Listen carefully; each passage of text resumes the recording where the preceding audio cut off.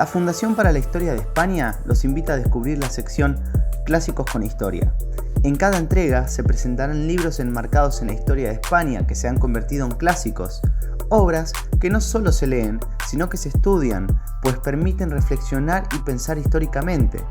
Su continua relectura genera nuevos interrogantes y contribuyen a interiorizar una manera de ejercer el oficio del historiador. Esperamos que disfruten de este recorrido porque, como dijo Adolfo Bioy Casares, el recuerdo que deja un libro a veces es más importante que el libro en sí.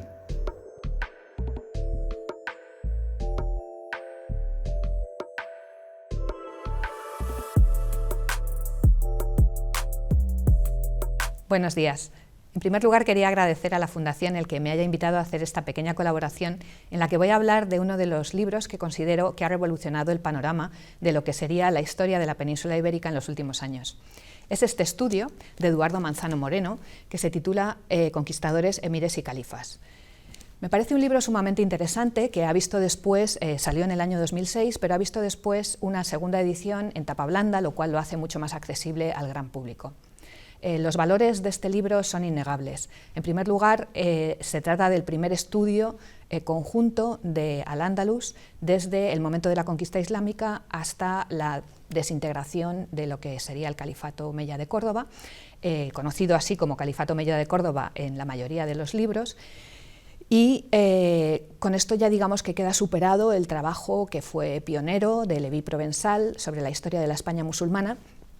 Y por fin tenemos un libro, vamos a decir, moderno, basado en unos presupuestos historiográficos modernos, sobre un espacio que ha sido de alguna manera muy maltratado. Para empezar, lo primero que hace Eduardo Manzano es recuperar el nombre de Al-Ándalus. El nombre de Al-Ándalus desapareció de los títulos de la historiografía para ser sustituido por el de la España musulmana. Esto es, digamos, de alguna manera incorrecto, parte de unos presupuestos, de una historiografía que de alguna manera está superada, la historiografía de la etapa franquista, y para empezar ya podemos hablar de que es un cambio deseable y un cambio que se está introduciendo en la bibliografía española con fuerza y que esperamos que continúe, puesto que la unidad política no es el Califato de Córdoba, es Al-Ándalus. Partiendo de trabajos previos en los cuales él se ha formado, del profesor Abilio Barbera de Aguilera, que fue su director de tesis, luego también los trabajos de Manuel Acién, tristemente fallecido, y de otros historiadores de la península ibérica, Manzano también emprende una tarea internacionalizadora de la bibliografía que consulta y de la visión que transmite. No en vano, él se ha movido a través del SOAS de Londres en unos ambientes muy internacionales, en los que se ha formado también y a los que aporta, a su vez, su carga historiográfica. Estamos hablando de los estudios producidos para el Califato Omeya de Damasco, este sí, de Michael Moroni, de Patricia Crone, de otra serie de investigadores, cuestiones más de gran calado como son los conceptos de la sociedad tributaria, por ejemplo, los trabajos de Haldon, en fin, lo que introduce, además de muchos historiadores franceses, el trabajo de Guichard, al que supone una crítica, pero lo que está haciendo Manzano es poner por fin a la península ibérica en unas redes de estudio internacionales, y esto para el estudiante de hoy en día es fundamental. El estudiante y el estudioso, tendríamos que decir. También a la vez lo que consigue Eduardo Manzano es una aproximación desde numerosas fuentes. Tenemos fuentes escritas, de las cuales utiliza tanto las fuentes latinas como las fuentes árabes, y también la aportación no solo de los estudiosos de la historia medieval, pero también del arabismo. El problema cuando se separan las humanidades en España en la enseñanza es que el grueso de la producción sobre Al-Ándalus se radica en las facultades de filología a través de los departamentos de árabe. Integrar todo el caudal de información que se ha producido en estos departamentos en una historiografía mucho más basada en lo que sería la península ibérica cristiana es una labor costosa y para la que hay que estar preparado, y innegablemente Eduardo Manzano lo está. También incorpora la cultura material, que desde el principio de Al-Ándalus, del estudio de Al-Ándalus, ha habido una vena muy importante de estudiosos que practicaban la arqueología y que se ha mantenido a lo largo de los últimos años. Lo que intenta Eduardo Manzano es incorporar todo lo que se está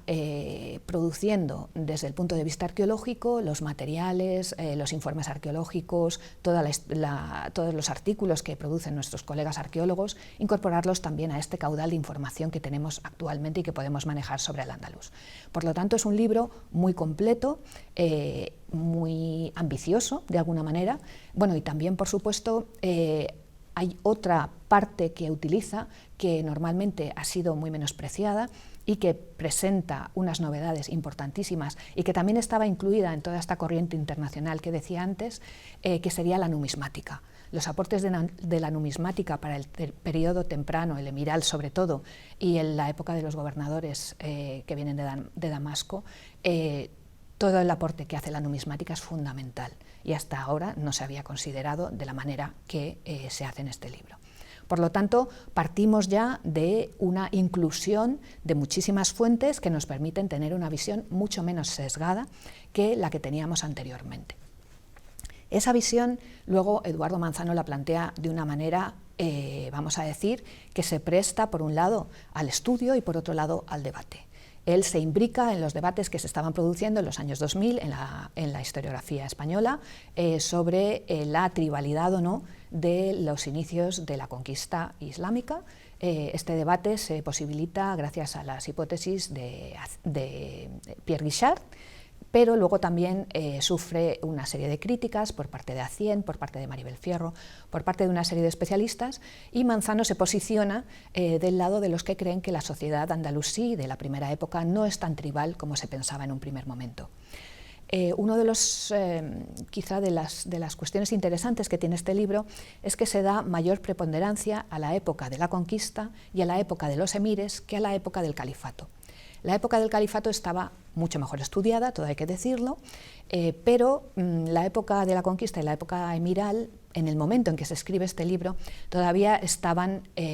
muy en mantillas, por decirlo coloquialmente. Desde entonces se ha producido, evidentemente, un agudo debate en el 2011, en el que se celebró el aniversario de la entrada de los musulmanes en el 711, se produjeron innumerables obras y luego se han hecho diversas aportaciones, como por ejemplo las de Alejandro García San Juan, a este debate, pero yo creo que actualmente, en el 2022, podemos pensar que estamos todavía en una etapa de discusión de este libro y de todas las ideas que nos ha presentado, que se fraguará probablemente en un futuro próximo en nuevas aportaciones generales. Como digo, Eduardo Manzano lo que nos plantea es hasta qué punto se produce una continuidad de lo que había antes de la conquista islámica y hasta qué punto los omeyas, como dinastía, fraguan un nuevo concepto de Estado, un nuevo concepto de poder islámico en un lugar, digamos, tan alejado de los centros de poder islámico como es la península ibérica y tan relacionado con el norte de África, que sí que sufre o sí que manifiesta una importancia tremenda de los clanes tribales. La península ibérica es una mezcla de ambas cosas, es una mezcla de la aportación tribal y es una mezcla, según él también, de los presupuestos sirios y omeyas de un Estado centralizado. Solo un Estado centralizado va a permitir, por ejemplo, las obras hidráulicas y las obras de Estado, vamos a decir, de representación califal, como serían una mezquita de Córdoba, unos palacios como Medina Zahara, etcétera, etcétera. Entonces hay que, de alguna manera, equilibrar esta aportación de las tribus bereberes con la aportación, digamos, del Estado central. Creo que esta es una de las hipótesis que maneja el libro y que son muy estimables. También plantea una serie de debates historiográficos que de alguna manera han quedado ya superados. Por ejemplo, la tribalización de Guichard, por ejemplo, la vuelta al visigotismo que propugnaba Hacienda, con las aportaciones de los arqueólogos y de los teóricos basados en fuentes manuscritas. Actualmente podemos decir que todo esto ya está ocupando los lugares que les correspondían. Sí que habla mucho, y estamos profundizando más en los grupos de investigación actualmente, en los factores de continuidad de la minoría cristiana. Los cristianos andalusíes, también conocidos como mozárabes, son una parte muy importante del conglomerado social de estos primeros años del poder andalusí, y se está profundizando mucho en líneas que Eduardo Manzano aportaba en este libro. Por lo tanto, podemos hablar de que estamos ante un nuevo estudio precursor de nuevos planteamientos, a la vez que un libro que maneja cuestiones historiográficas de calado y que se posiciona indudablemente frente a todo lo que se ha escrito previamente. No podemos olvidar que a la vez también se han iniciado otros estudios que también son de tipo compilador y que proporcionan gran cantidad de información para abordar el tema de Al-Ándalus. Me estoy refiriendo concretamente a los volúmenes de la Historia Menéndez Pidal, donde Leví Provenzal publicó en un primer momento, y que se han continuado con la historia de los reinos de Taifas, de los poderes almorávide y almohade y posteriormente de la Granada nazarí. Este esfuerzo historiográfico con un montón de grandes investigadores que han estado implicados no puede perderse de vista a la hora de reevaluar todo el material que tenemos actualmente sobre Al-Ándalus. Pero yo creo que a pesar de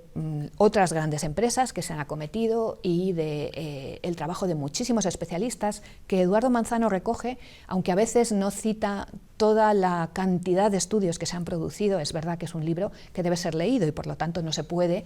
citar absolutamente todo, pero todo este trabajo, como digo, de muchísimos especialistas ha dado lugar a una historia de Al-Ándalus que hoy en día se puede considerar que está renovada, que está en vías de producir mucha más producción interesante. Las fuentes, se ha producido también un tremendo avance, tanto por las cuestiones arqueológicas que mencionaba antes, como porque se siguen haciendo excavaciones en Medina Zahara, por ejemplo, que darán más resultados. Se ha procedido a la musealización de muchísimos hallazgos que antiguamente no entraban, digamos, en el debate historiográfico. Y también se ha escrito mucho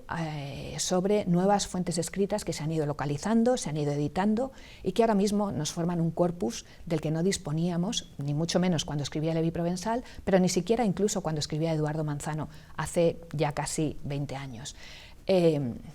Por lo tanto, creo que es un libro ineludible. A los alumnos se los mando constantemente porque creo que es un libro del que hay que partir, junto con otro libro también muy importante de Pedro Chalmeta, Islamización y Arabización, que ya anticipaba algunos de los presupuestos que Eduardo Manzano ha continuado también. La posición es diferente, pero creo que también hay que leerlo, y que yo creo que a partir de ahora va a garantizar que va a haber una historia del Al-Ándalus diferente, si es que no terminamos con ella, puesto que se ha eliminado, eso sí, de los planes de estudio de la península ibérica. Un hecho lamentable desde mi punto de vista y que tiene mucho que ver con esta división de las áreas entre filología e historia. Pero intentaremos paliarlo y en los próximos años esperamos que aparezcan más estudios como este que nos obliguen a replantearnos la especialidad y a replantearnos el objeto de estudio. Muchas gracias.